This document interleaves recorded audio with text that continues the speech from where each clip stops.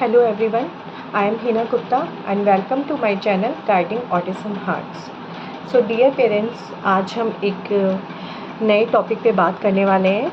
आज का जैसे मेरा टॉपिक है managing challenging behaviours for parents of children with autism. मतलब अब क्या होता है कि जो हमारे चैलेंजिंग बिहेवियर्स होते हैं बच्चों के, उसको पेरेंट्स कैसे डील करें।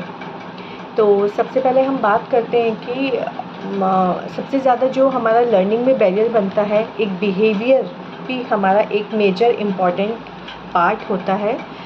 तो सबसे पहले अगर बच्चे में कोई भी हमारे ऐसे नॉन कंप्लायंस बिहेवियर्स हैं, तो हमें उन सबको सबसे पहले हमें खुद को प्रिपेयर करना है उन सब के लिए। अगर बच्चे का कोई भी बहुत फ्रस्ट्रेटिंग बिहेवियर है या कैसा भी है, तो हमें पेशेंटली खुद को काम डाउन रखना है, हमें अपना टेम्पर नहीं खोना है, क्योंकि ये सबसे फॉरमोस्ट इम्पॉर्टेंट रूल है। अगर हम ही अपना पेशेंस, अपना टेम्पर हम खो देंगे तो हम बच्चे पे फ्रस्ट्रेट हो जाएंगे, क्योंकि जो बच्चे के कुछ बिहेवियर्स होते हैं कि वो ऐसे पैटर्न बना लेते हैं कि उनको ब्रेक करना थोड़ा मुश्किल हो जाता है। तो आज हम बात करेंगे कि कुछ बिहेवियर्स के बारे में, क्या बिहेवियर्स होते हैं और उन पर कैसे हम काम कर सकते हैं।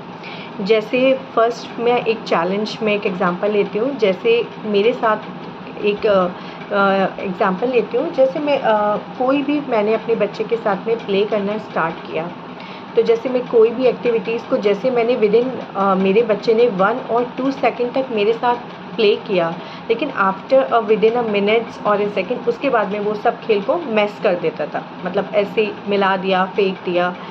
तो कोई भी टास्क हमने पिकअप किया या कोई भी गेम उसके साथ पिकअप किया, तो उस चीज़ को कंप्लीट नहीं करना, क्योंकि ये एक बिहेवियर इशू का पार्ट है। तो सबसे पहले किसी भी चीज़ को ठीक करने के लिए हमें प्रॉब्लम का समझना ज़रूरी है। इसीलिए मैंने आपको ये एग्ज़ाम्पल लिया कि अगर बच्चे ऐसा करते हैं कि हमने उनके साथ में कुछ प्लान किया और वो थोड़ा सा 1 मिनट के लिए खेले, उसके आप मैसअप कर दिया, तो उसके लिए हमारे कुछ मेथड्स हैं, हम क्या कर सकते हैं।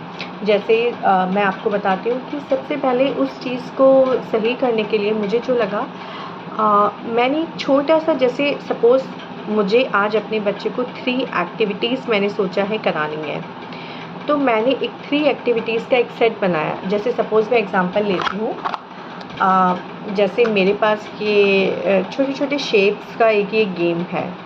तो मैंने टाइम टेबल बनाया।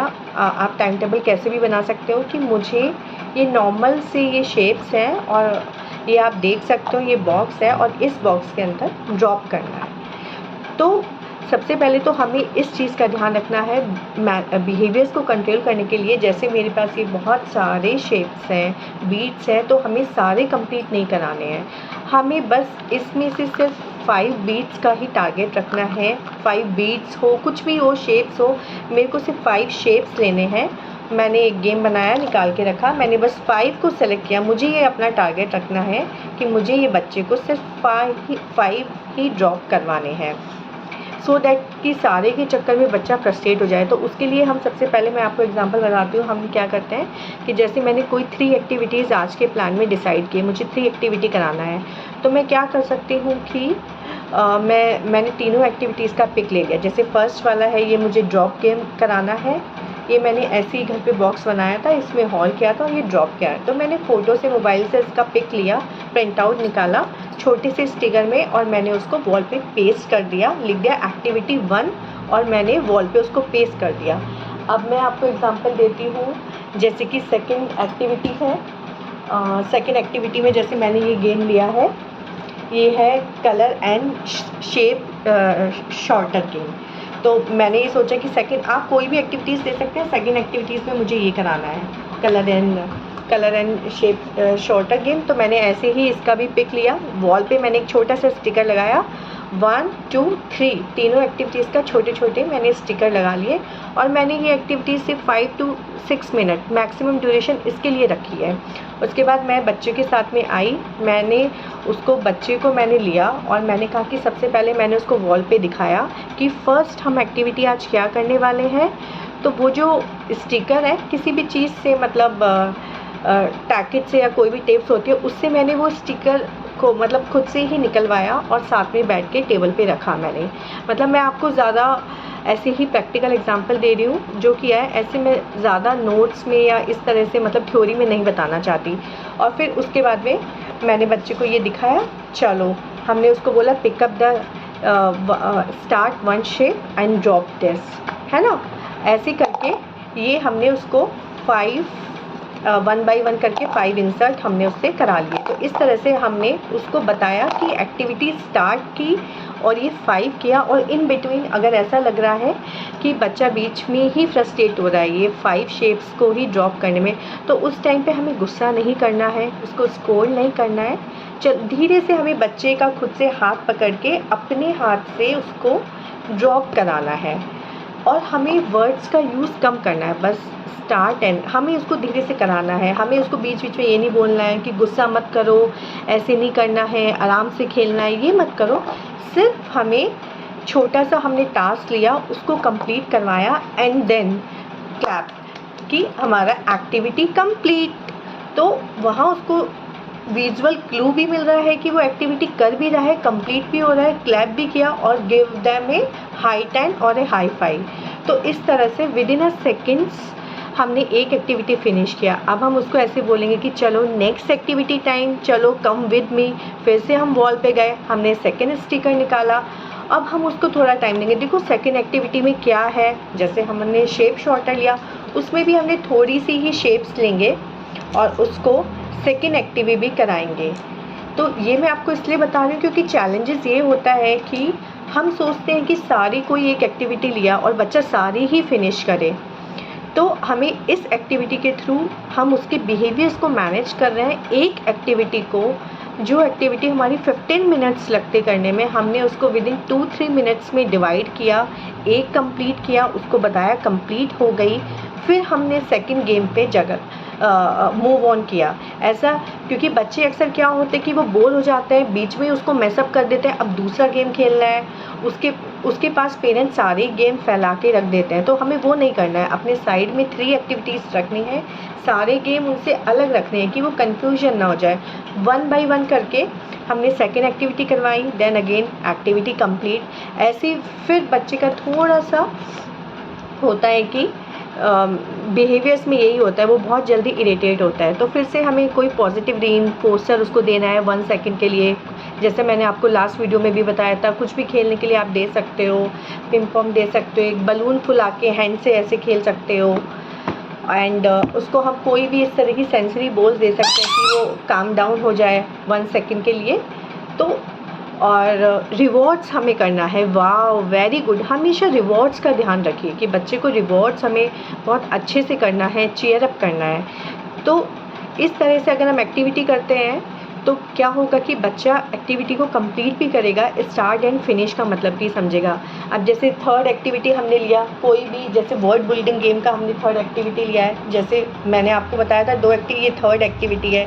तो इसमें हमको भी बहुत सारे, हर एक्टिविटीज़ में थोड़ा टाइम टेकिंग होता है, तो हमें ज़्यादा नहीं करना है। बस जैसे आप देख सकते हो कि मेरे पास 3 वर्ड है, तो हमें सिर्फ जैसे मैंने बनवाया cat, C and A and T, हमने बच्चे के हाथ से हमने इसको ड्रॉप कराया। तो हमने उसको सिर्फ इतना ही एक्टिविटी कराया एंड एक्टिविटी कंप्लीट। क्योंकि मेजर इश्यूज़ क्या होता है, बिहेवियर्स की वजह से बच्चों में पेशेंस भी बहुत कम होता है। तो हमें ये ध्यान रखना है कि हमारा बच्चा जो चीज़ों को मैसअप कर रहा था, कि हमें एक्टिविटीज़, मल्टीपल एक्टिविटीज़ भी करवानी है फॉर वेरी शॉर्ट ड्यूरेशन। उसको डिवाइड करना है छोटे छोटे टास्क में, सो दैट कि वो एक टास्क को कंप्लीट करे, सेकंड पे मूव ऑन हो गए।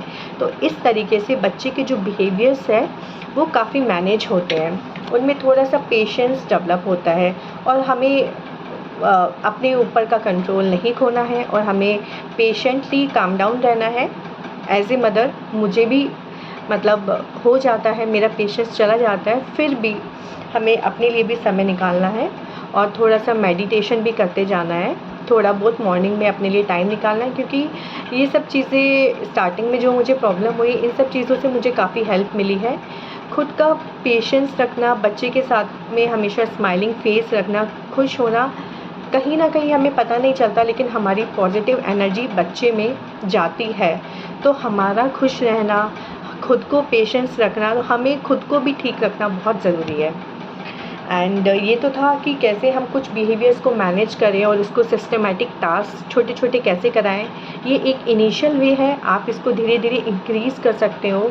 आपके पास जो भी एक्टिविटीज़ हो आप कराना चाहते हो उस वे में आप इसको चेंज कर सकते हो। एंड किसी भी एक्टिविटीज़ में आप टर्न टेकिंग भी सिखा सकते हो कि आपकी टर्न मेरी टर्न, तो बीच बीच में टर्न भी कर सकते हो। और एक एक्टिविटी करने के साथ में जैसे मैंने आपको ये एग्जांपल ही दिया था कि ये मैंने आपको शॉर्टर का भी एग्जांपल दिया था, इसमें भी हम ऐसे उसको पेशेंस भी और टर्न टेकिंग भी सिखा सकते हैं। हमने सर्कल डाला, उसके बाद अगर इन एक्टिविटीज़ के बीच में हम पेशेंस भी सिखा सकते हैं। जैसे सर्कल डालने के बाद में हम कहेंगे वेट फॉर ए सेकेंड, हम काउंट करेंगे 1 2 3 4 5। बच्चा अगर नहीं भी कर पा रहा है तो हम प्यार से उसका हैंड को होल्ड करेंगे, 5 तक काउंट करेंगे and then now next drop. तो side by side turn taking, patience, खेल खेल में ये सब चीज़ें भी बच्चा हमारी सीख रहा है। लेकिन फिर भी मैं बोलूँगी कि इट टेक्स टाइम। हर चीज़ को कंसिस्टेंटली करते जाना है, रूटीन में करते जाना है।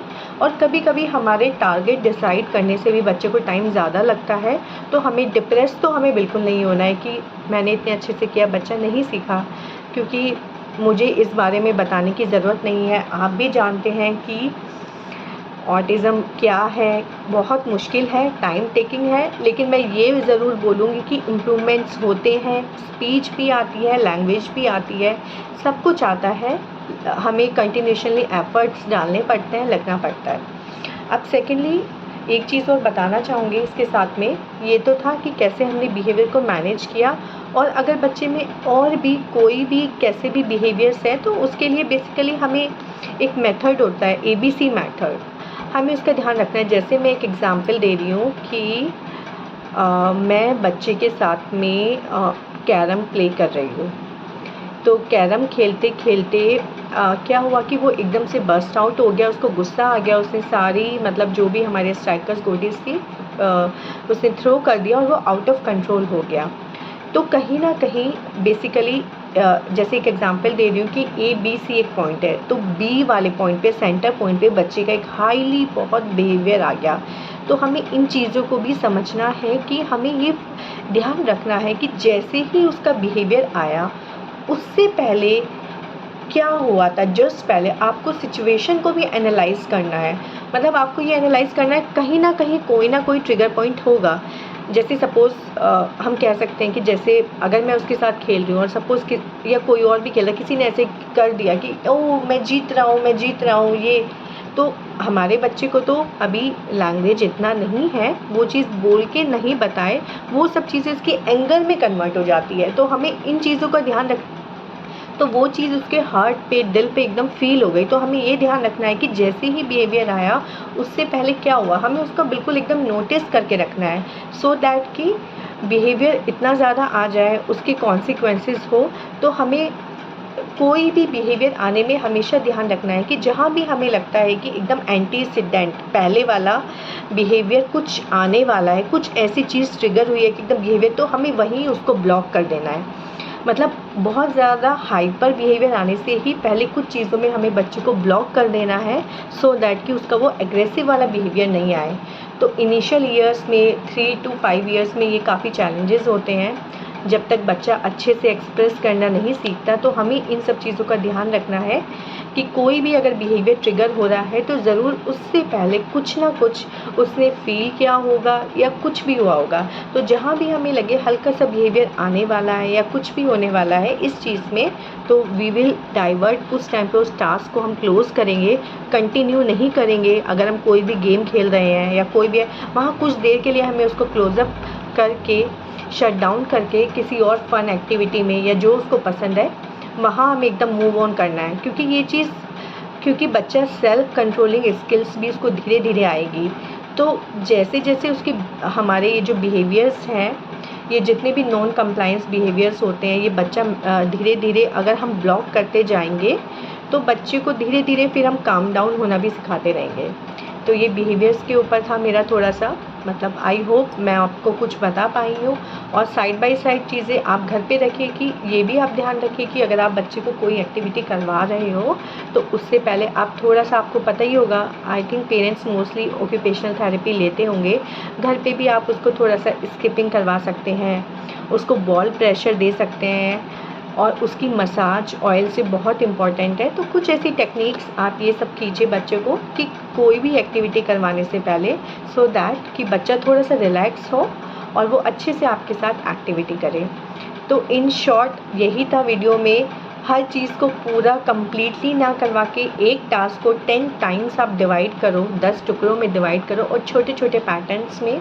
तो इससे क्या हेल्प होगा कि बिहेवियर कंट्रोल होगा, टास्क कंप्लीशन में हेल्प मिलेगी कि बच्चा एक टास्क को कंप्लीट करके ही सेकंड टास्क पे मूव ऑन होगा। ये टास्क में भी होगा, ये गेम में भी होगा और ये स्टडी में भी। जो बच्चे थोड़े बड़े हो चुके हैं, उनके स्टडी के टारगेट्स आ चुके हैं, तो उन सब पे भी ये चीज़ हेल्प करेगी कि after completion of one task then the kid will be moving forward to the next task. So I hope कि, मुझे नहीं पता कि मैं कितना सही, लेकिन जो भी मैंने ट्रिक्स या फिर हेल्प अपने बच्चों में मैंने अप्लाई की है, मैं उसी के एक्सपीरियंस से आपको बताती हूँ ये, और शायद कुछ हेल्प होता है तो I think it's well and good. मेरे लिए भी अच्छा होगा क्योंकि मैं भी लर्निंग फेज़ में हूँ, मैं भी सीख ही रही हूँ आप सबसे। So thank you parents.